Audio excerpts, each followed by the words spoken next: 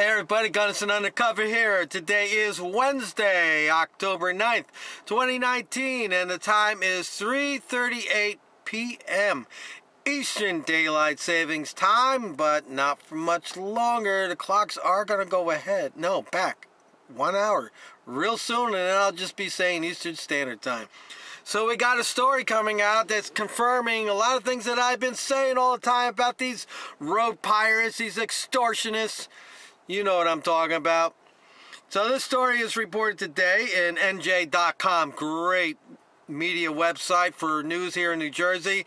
I go to it exclusively all the time looking for Blue Zero Hero stories and corruption stories, nepotist stories, anything to do with those people that are supposed to be in charge of watching over us. So this story came out, it only came out a little while ago. I just found it, and here it is.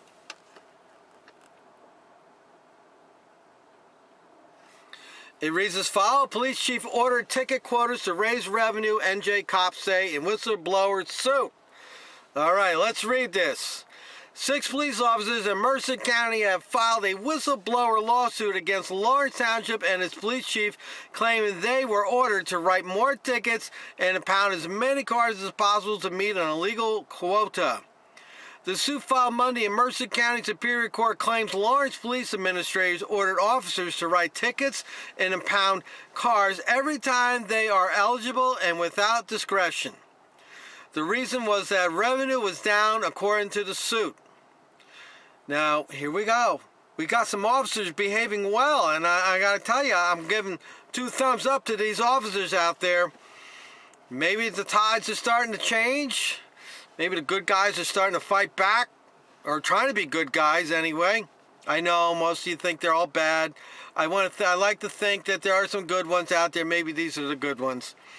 Lieutenant Joseph Amadio, Sergeant Scott Stein, Detective Andrew Lee, and Officers Mark Capone, Andres Magia, and Hector Naives, all members of the PBA Local 119, are suing the township and police chief. Now get ready, here comes the nepotist.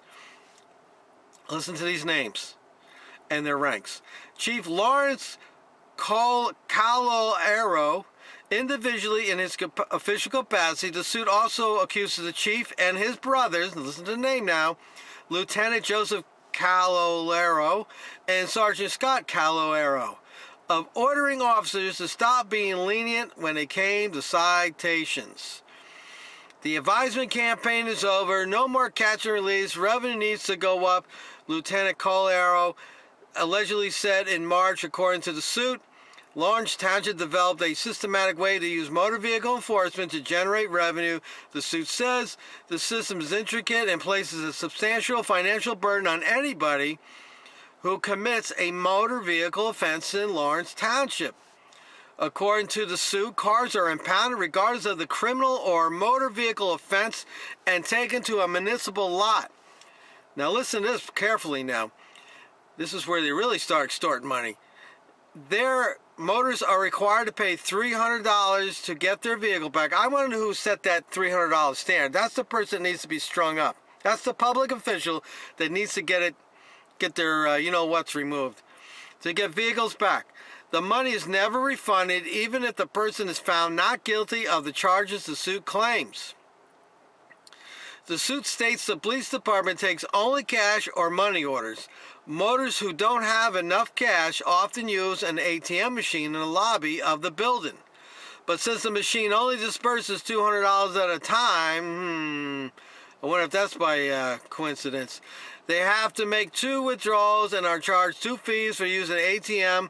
The ATM fees go to the township, the suit claims. Therefore, upon the issuance of a ticket, regardless of the guilt of a motorist, he or she is already required to pay the township close to $475 between impound fees and towing costs just to get his or her car back. I would Oprah out there just to find out how much revenue they took in from this. This is prior to a motorist being found guilty of an offense. In January, a committee convened by the state Supreme Court acknowledged a growing public perception that municipal courts operate with a goal to fill the town's coffers and call it contrary to the purposes of the court. Well, I agree with that 100%. I've seen it firsthand more than one time. So let's talk about this. I've been screaming about this for a while now. Ever since my channel's been up and I've been doing what I've been doing.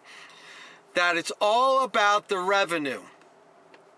The only way the town can keep the taxes down is either to cut back on payroll, cut back on programs, or raise outside revenue from that which is not taxes. So they do it with motor vehicle enforcement. Since most of the people get these tickets, they don't bother, they just pay it and just tell themselves, what are you going to do? I point this out all the time, that this is a priority of most police departments that are not in major cities. I'm not talking about Newark, Jersey City, places like that where there's a high crime rate and the cops are preoccupied with that. I'm talking around here in the more rural areas, residential areas, like I live here in Monmouth County. Mercer County is really no different, same kind of areas where I'm at. So these police spend the bulk of their day riding around their car, watching motorists, extorting money from motorists. In some towns, they just have cops out there. That's all they do is motor vehicle stuff. I have pointed this out with Homedale Township Police, that's all they do during the course of the day and the night, is sit out there and watch traffic go by. And then when cars get broken into, they have the nerve to go on Facebook and tell us how we need to behave and could, if anybody saw anything, to help them out.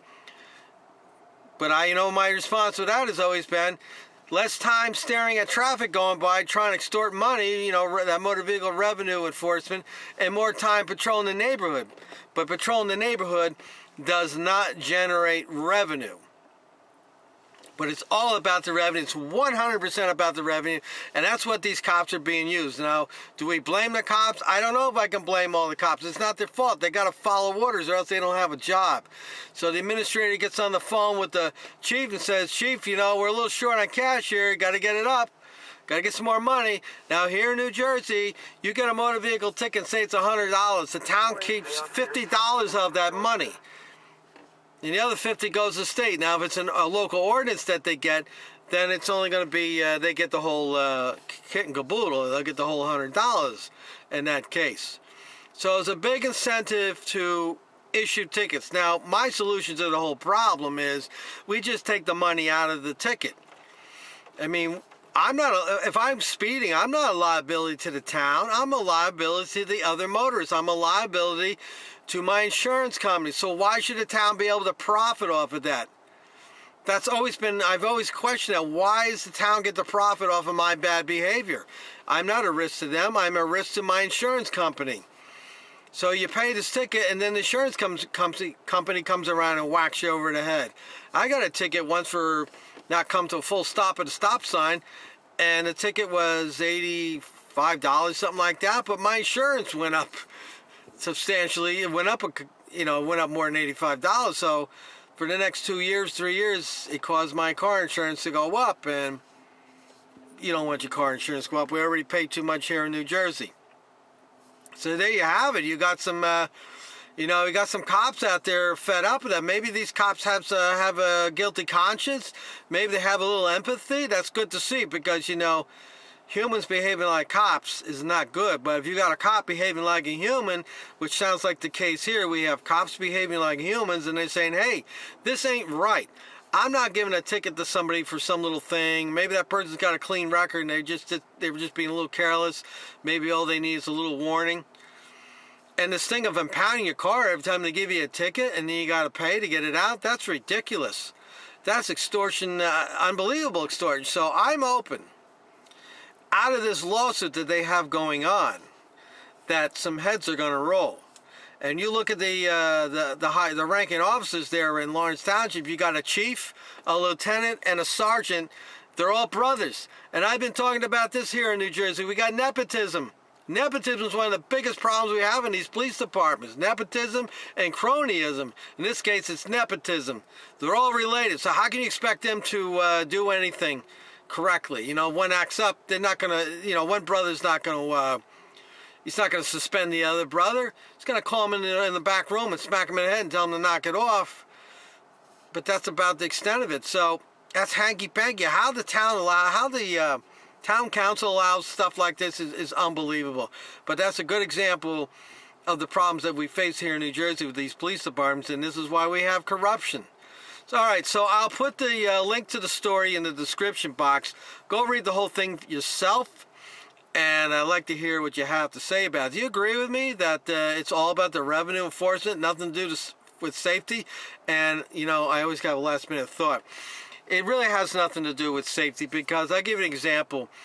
Over in Shrewsbury Borough, New Jersey, there's a street called Patterson Avenue. Some of you may know it. It's a kind of like a little cut-through street between Route 35 and Shrewsbury Avenue. It's not a busy street, but it's a street you cut through. You need to get somewhere. And on that street is a little ball field. Now, during the daytime school year, there's nobody out there.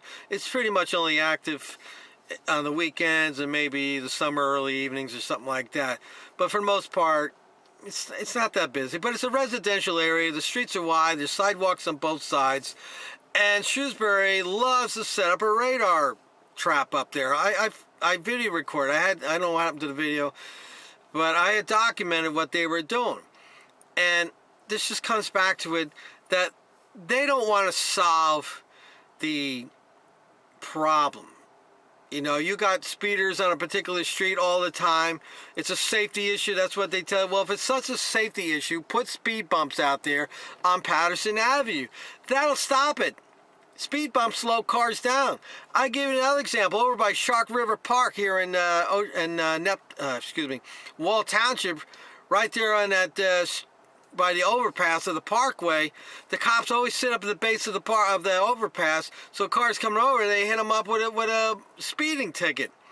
Well, it's baloney, because their tickets don't stop anything. It only stops the person they gave the ticket to. The rest of the people don't know any better.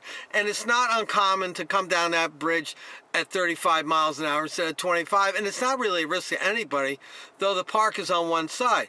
I say, take some of that money that you're stealing from people and put speed bumps up there, and that forces people to stop and slow down.